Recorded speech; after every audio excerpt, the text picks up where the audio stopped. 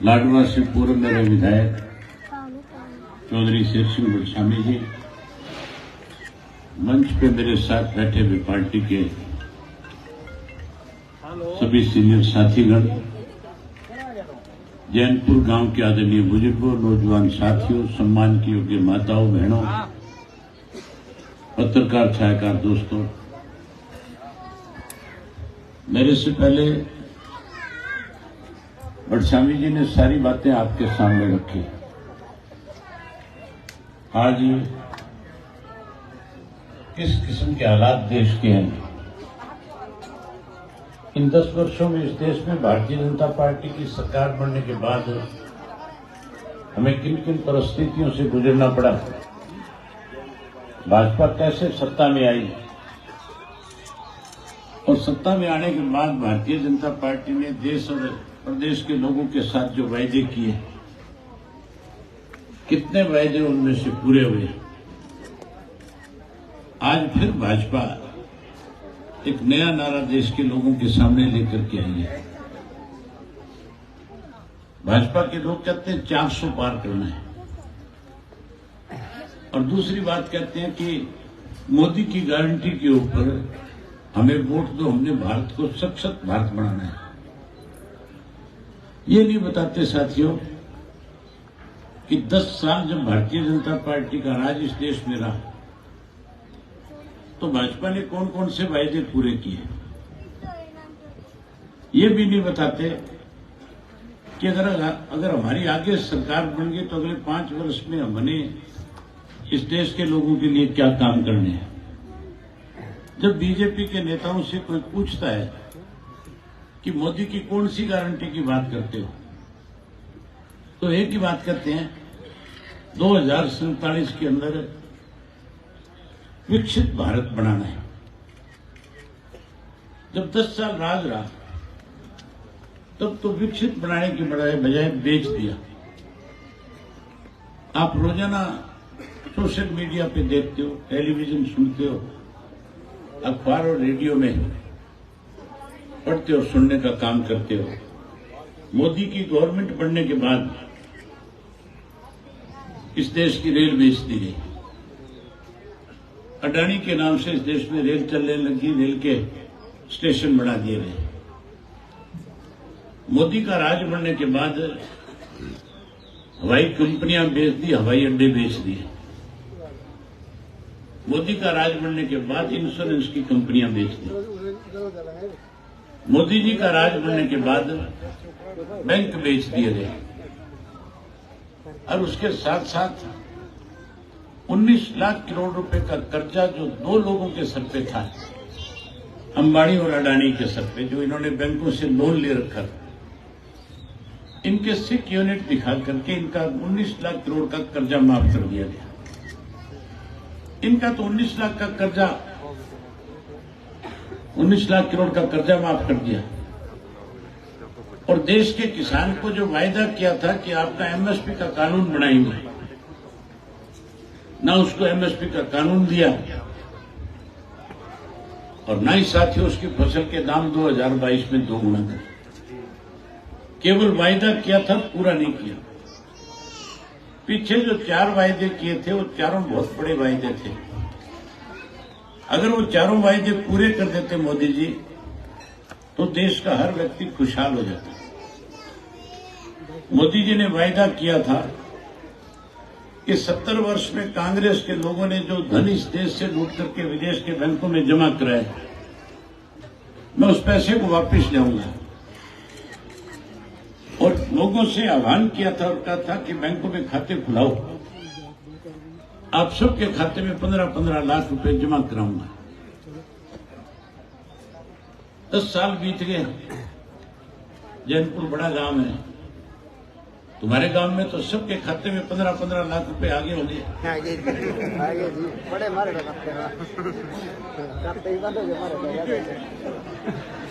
किसी के खाते में कोई एक नया पैसा नहीं आया,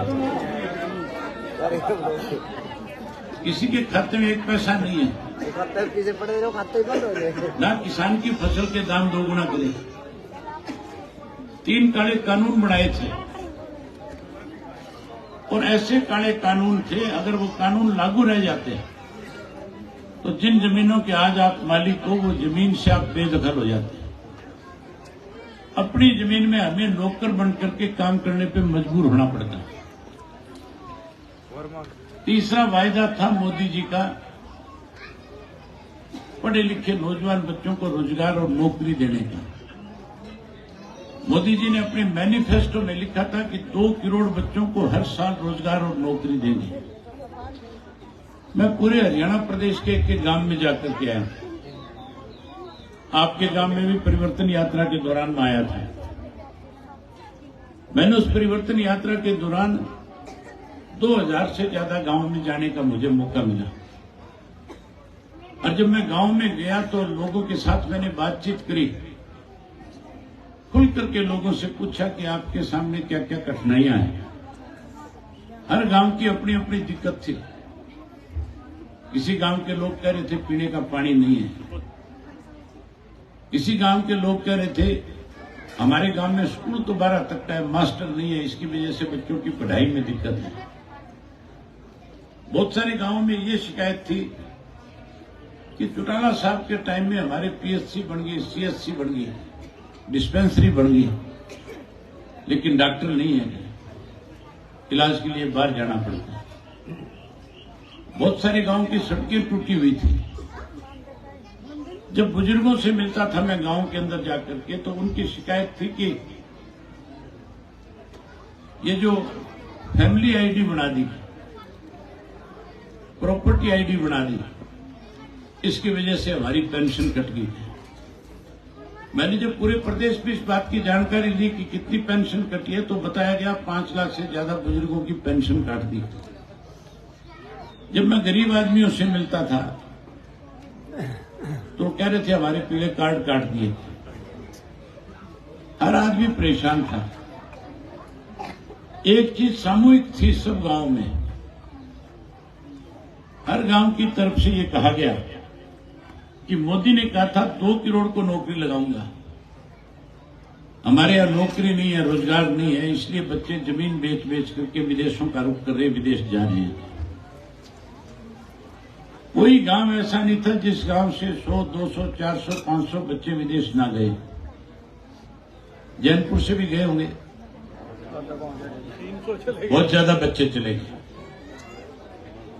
अभी मैं उमरी गांव से आया हूं और उमरी गांव में एक घर के अंदर चाय रखी हुई थी। मैं उनके घर चला गया चाय पीने के लिए, कार्यकर्ता थे। उन्होंने जब चाय पिला रहे थे तो मैंने पूछ लिया था तुम्हारे गांव से कितने बच्चे विदेश में हैं? तो कहने लगे कि हम 4 भाई हैं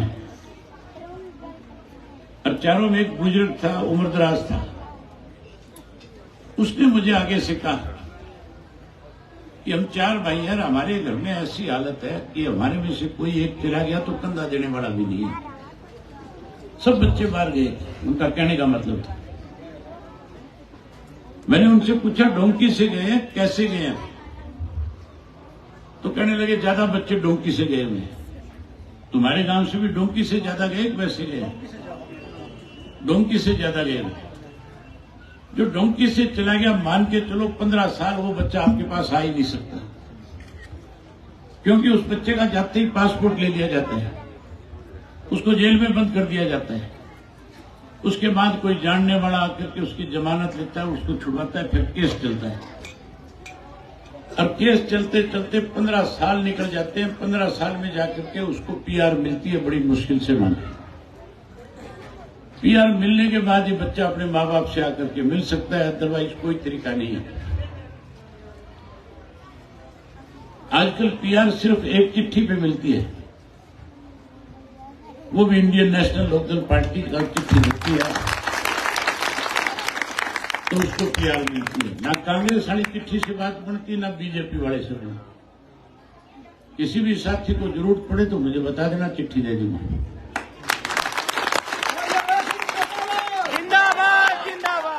मेरा कहने का मतलब, मोदी ने जो 3-4 वायदे किए थे उनमें से कोई एक भी पूरा नहीं किया, उल्टा लोगों के सामने परेशानी खड़ी कर दी। आज गारंटी की बात करता है, गारंटी बताता नहीं किस चीज की गारंटी है। गारंटी तो साथियों इस प्रदेश के अंदर चौधरी देवीलाल की थी। याद करो आप, सन 1987 के अंदर समस्त हरियाणा सम्मेलन हुआ था जींद में, और चौधरी देवीलाल ने ऐलान किया था कि अगर मेरी सरकार बन गई तो हर बुजुर्ग की पेंशन 100 रुपये माहवार कर दूंगा। गारंटी दी थी 10,000 रुपये का कर्जा माफ करने की।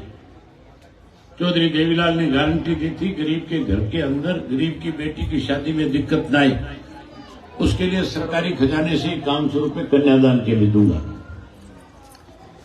जब आपने चौधरी देवीलाल को प्रदेश का मुखिया बना दिया तो आपके साथ 3 वायदे किए थे, 3 गारंटियां दी थी, तीनों की तीनों पूरी कर दी थी। पूरी होगी, ठीक नहीं होगी? 100 रुपये जो पेंशन बनाई थी, आज वो पेंशन बढ़ करके 3,000 रुपये होगी। होगी कि नहीं होगी? 3,000। इसको कोई काट नहीं सकता, जो काटेगा उसकी लोग रांद काट देंगे। ये तो बढ़ेगी आगे। चौधरी ओम प्रकाश चौटाला ने कैथल में फिर आपको एक गारंटी दी है। कैथल आए होंगे आप लोग, चौधरी देवीलाल की जयंती पे उन्होंने खुल करके कहा था कि अगर हमारी सरकार हरियाणा प्रदेश में बढ़ गई तो ये पेंशन 7500 रुपये कर देंगे हम आपको।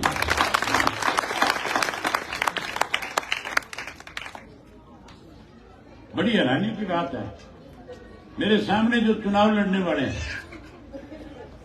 उनके पास लोगों के बीच में आकर के ये कहने की हिम्मत नहीं है कि हमने आपके लिए क्या काम किया, हम आगे आपके लिए क्या करना चाहते हैं। मैं तो आपको ये कह करके वोट मांग सकता हूं कि चौधरी देवीलाल ने अनेक ऐसे काम आपके बीच में किए जिससे आम आदमी को फायदा मिला है। मैं तो आपके बीच में ये कह के भी वोट मांग सकता हूं कि चौधरी ओम प्रकाश चौटाला ने सरकार आपके द्वार के तहत आपके गांव के अंदर लाखों लाखों रुपया खर्च किया उस वक्त में, जो आज करोड़ों से भी ज्यादा है। मैं तो आपको ये कह के वोट भी मांग सकता हूं कि जब सरकार किसानों की अनदेखी कर रही थी, किसान आंदोलन में किसानों के खिलाफ झूठे मुकदमे बना रही थी, जब 750 किसानों ने शहादत दी थी, तो उन किसानों की लड़ाई में इंडियन नेशनल लोकदल पार्टी ने अहम भूमिका निभाने का काम किया। मैं तो ये कह के वोट मांग सकता हूं कि मैंने आपकी लड़ाई लड़ी, आपके लिए विधानसभा से इस्तीफा भी दिया। जिंदाबाद जिंदाबाद। ना तो जिंदल आपको कह सकता कि मैंने तुम्हारे लिए इस्तीफा दिया, ना वो ये कह सकता कि मैं किसान आंदोलन में किसानों के साथ खड़ा था। अरे एक और जो खड़े सुशील गुप्ता, मेरे से पहले बड़शामी जी बता रहे थे कि उसके बाप का क्या नाम है, लोग ये भी नहीं जानते। मेरे तो बाप का नहीं, दादे का भी जाना है।